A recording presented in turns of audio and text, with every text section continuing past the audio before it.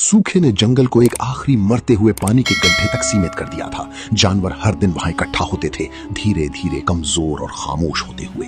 एक युवा हिरनी ने एक बार कहा कि उसने पहाड़ियों के उस पार एक नदी देखी है। शेर ने शांत स्वर में उसे खारिज कर दिया। अगर वो होती तो हमें पहले से पता होता। धीरे धीरे बाकी जानवरों ने भी वही दोहराना शुरू कर दिया। इसलिए नहीं कि उन्होंने जांच की थी, बल्कि इसलिए कि सहमत होना ज्यादा सुरक्षित लगता था।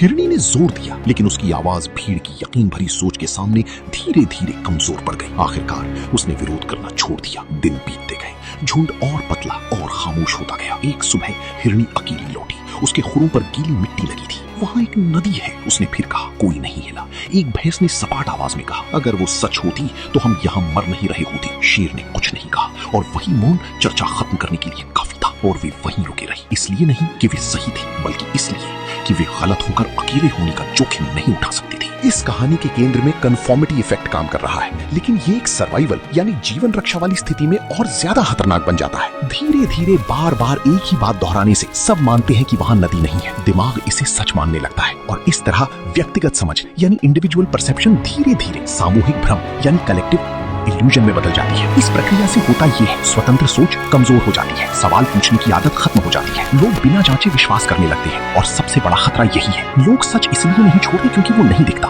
बल्कि इसलिए छोड़ते हैं क्योंकि समूह के खिलाफ जाना डरावना लगता है।